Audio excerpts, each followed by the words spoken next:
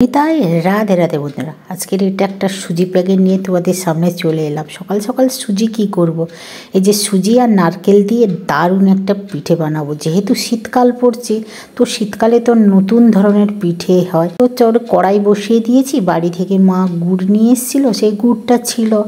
আর মা কিন্তু আগে থেকে আমাকে নারকেলের পুর বানিয়ে দিয়ে গেছিলো। মশাই বাড়ি গেছিলো না, পুরটা বানিয়ে দিয়েছিল। সেই পুর দিয়ে আজকে গুড় দিয়ে একটা দারুণ পিঠার রেসিপি তোমাদের সাথে শেয়ার করব চলে এসেছি। এই যে মা তো নারকেল আর চিনি দিয়ে করেছিল, আমি আর বাবাকে বলেছিল একটু গুড় দিয়ে ছাইটা আর একটু ভালো করে মেরে নিস, তাহলে গুড় দিয়ে পিঠে খেতে কার না ভালো লাগে। কিন্তু বড়মশাই সুগারের জন্য এখন আর পায়েস মিষ্টি পিঠেগুলো এখন কম হচ্ছে। কিন্তু বাচ্চাগুলোর মন তো আর ছাড়ে না যে একটু পিঠে বানাও মা।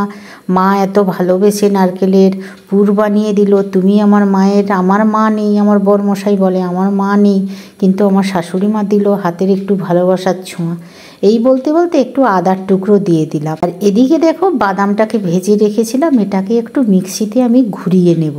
আমি ভেবেছি একটু নারকেলের পুরের মধ্যে একটু বাদাম দেব, তোমরা ফ্রুট দিতে পারো। আমি একটু চিনে বাদাম ক্রাশ করে আমাদের নারকেলের পুরের মধ্যে দিয়ে দিলাম। মা তো এলাচ দিয়েছিল, আমি একটু আদা দিলাম আরও টেস্টির জন্য। আর বাদাম দিলে দারুণ হয়। এবার সুন্দর করে ভালোবাসার হাত দিয়ে নারকেলের পুরটাকে আরও সুন্দর করে বাদাম দিয়ে আমি কষিয়ে নিচ্ছি। আর দেখো অনেকটা শুকিয়েও এসছে। এবার আমি গ্যাসটাকে বন্ধ করে ঠান্ডা করে একটা প্লেটে তুলে নিলাম। যে গুঁড়ো নারকেলের পুরটা বানিয়েছিলাম, ওই কড়াটা না ধুয়ে ওতে একটু ঘি দিয়ে দিলাম। ঘি দেওয়ার পরে যে 10 টাকার এক প্যাকেট সুজি, সেই প্যাকেটটা পুরোটাই ঢেলে দিলাম। পিঠে হলে কিন্তু সবাই চেটে ফুটে খেয়ে নেবে, কম হওয়া যাবে না, বেশি হলে কোনো অসুবিধা নেই। আর বাসি পিঠে তো খেতে খুবই ভালো লাগে। সুজিটাকে কিন্তু আমি বেশি লাল করব না, জাস্ট হালকা একটু সুজির গন্ধটা চলে যাবে আর ঘিটার সঙ্গে ভালোভাবে একটু মিশিয়ে নেব, যাতে সুজির গাতে না লাগে, কড়াইতে না লেগে যায়। সেই জন্য একটু ঘি দিলাম। আর সুন্দর একটা খুশবুর জন্য ঘি তো চাই না। তো আমরা বাঙালি আহারে মানুষ, তো একটু ভালো করে স্বাদ না হলে ভালো লাগে। এই দেখো সুজিটা একটু ভালো করে ভাজা হয়ে উষ্ণ একটু গরম জল আমি এর মধ্যে ঢেলে দিলাম। বেশি জল দেবো, সুজিটা যাতে একটু নরম হবে। এবং সুজিটাকে সবসময় কিন্তু খুন্তিটা দিয়ে ঘোরাতে হবে, না হলে কিন্তু সুজি আবার নিচে লেগে গেলে, পুড়ে গেলে পিঠের স্বাদটাই একদম বেস্বাদ হয়ে যাবে। তখন সবাই কি বলবে বলতে, একটু স্বাদ অনুযায়ী লবণ দিলাম। মিষ্টিতে একটু লবণ দিলে তো সবাই গুণ করবে না, নাহলে তো আন্না পিঠে লাগবে, খেতে তো ভালো লাগবে না। যতই তুমি টেস্টি করে বানাও, একটু খুঁত হলেই কিন্তু তোমার পিছনে লাথি মারতে কেউ ছাড়বে না। কোনো কাজের নয়, সারাক্ষণ শুধু ফোন আড্ডা মারে, কিন্তু দেখো পিঠেটাকে একটু যত্ন করে করলো না, পুড়িয়ে ফেললো। তা না শোনায় বাবা, তুমি একটু ভালোবেসে খুন্তিটা সব সময় নাড়াতে হবে। চাল হলে কিন্তু ভালো হতো, চালের ছাড়াও সুজি দিয়ে আমাদের করে নিত। চাল বাড়তে, মেশিন বাড়তে আনতে অনেক সময় লাগবে, তার চেয়ে চলো আমরা সুজি দিয়েই বানিয়ে নিই। তোমাদের সাথে কথা বলতে বলতে দেখো আমার সুজির জলটাও অনেকটা শুকিয়ে এসছে। অনবরত কিন্তু নাড়তে হবে, না হলে কিন্তু সুজির চাটাচাট করে গাইতে বসে যাবে। আর সাবধান বন্ধুরা, সুজি কিন্তু প্রচণ্ড ঠিকরায়। ভিডিও করতে গিয়ে যেন আবার গা ফা না পুড়িয়ে ফেলো, কারণ আমার তো সব সময় পুড়িয়ে যায়। পিঠেটা আরও স্বাদ করার জন্য একটু গুঁড়ো দুধ দিয়ে দিলাম, আধ বাটির মতন গুঁড়ো দুধ দিলাম। জল অবস্থায় দিয়ে দিলেও দুধটা ভালো করে গুলিয়ে যাবে, বা একটু লিকুইড করে দিলে আরও সুন্দর হবে। আমি অল্প করে গ্যাস সিম করে রেখেছি কিন্তু। এবারে আমি সুন্দর করে খুন্তিটা দিয়ে, গরম যেহেতু সুজি আছে, দুধটা দিয়ে সুন্দর করে এটাকে মিশিয়ে নেব। দেখো সুন্দর করে আরও মেশাতে হবে, যাতে যে দুধের ডলাটা আছে ওটা একদম প্লেন হয়ে যাবে। দেখো নাড়তে নাড়তে সুজিটা একদম শুকনো হয়ে গেছে। আর কিন্তু করব না, তাহলে একদম ইটের মতন শক্ত হয়ে যাবে সুজি আবার।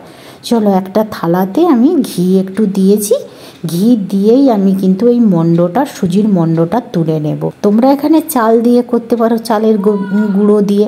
আমি কিন্তু সুজি দিয়ে করছি।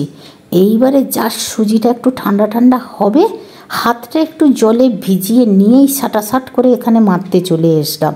একে ভালো কিন্তু মাসাজ করতে হবে, সুজিকে মাসাজ না করলে কিন্তু পিঠে ভালো হবে না। চাল হোক আর যাই হোক, একে ভালো করে ঘি লাগিয়ে সুন্দর করে মাসাজ করে দিলাম। সুজিরও বেশ আরাম লাগছে, বলে বাবা নরম হাতে আমাকে কি তুলতুলে করে মাসাজ করছে। বলে পা দিয়ে দলে দিলে আরও ভালো হতো, পা দিয়ে দললে তো আর খাওয়া যাবে না। তো ভালোবাসার হাত দিয়ে সুন্দর করে সুজিটাকে একটু দলাদলি করে দিলাম। এরপরে দেখো সুন্দর হয়ে গেল।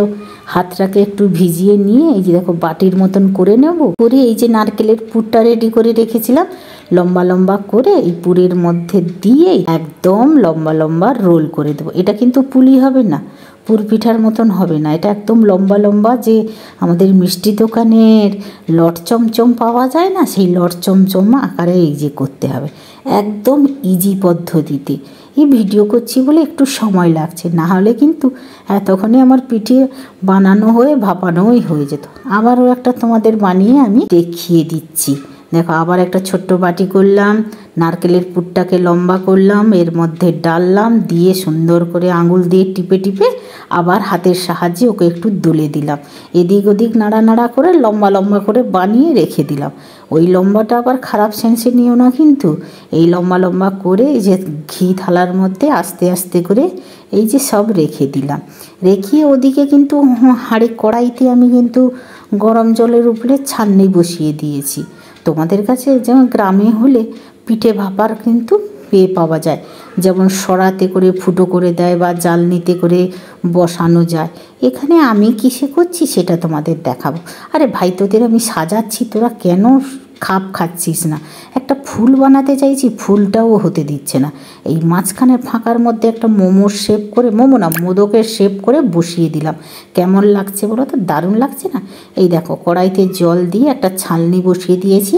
ওভার স্টাইল দেখিয়ে দেখো গ্রামে যেমন করে না, খড় ছোটো ছোটো করে কেটে মালসার ফুটোর মধ্যে দিয়ে দেয়, আর আমি দিয়ে দিলাম কি একদম দেশি স্টাইলের কলা পাতা, যাতে ডাইরেক্ট জলটা উঠে না আসে।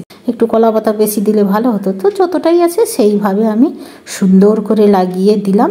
হ্যাঁ, অল্প অল্প দেবে। চাল হলে কিন্তু এতটা অসুবিধা হতো না, চালের যদি পিঠে হতো। সুজি না খুব নরম। এরপরে সুন্দর করে সাজিয়ে ঢাকা দিয়ে গ্যাস মিডিয়াম করে রেখে দিলাম।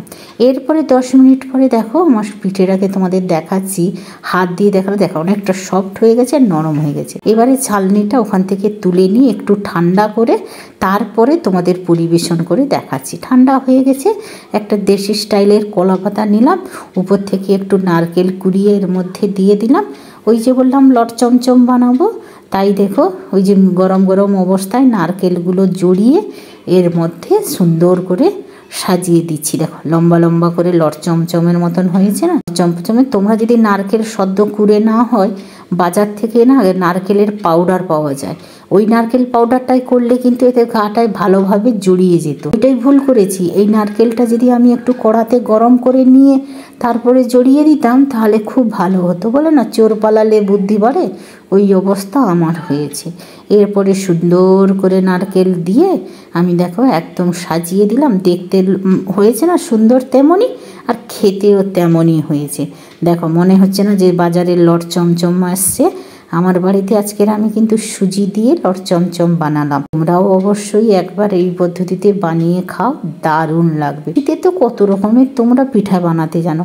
আজ না হলে এই ছোট্ট বোন কি দিদি কাকিমার একটা হাতের এই লট চমচমের রেসিপিটা তোমরা দেখলে, এবং নিজের ছোট ছোট মেয়ে বলে কাকিমারা জেঠিমারা মনে করুন না নিজের মেয়ে বানিয়েছে পিঠেটা, তাই একবার ট্রাই করে দেখুন না কেমন লাগে খেতে। বানিয়ে কমেন্ট করে অবশ্যই জানাবে। তাহলে আজকের মতন টাটা বাই বাই। আবার একটা নতুন ব্লগ বা রেসিপিতে দেখা আছে। সবাই ভালো থাকবেন, সুস্থ থাকবেন।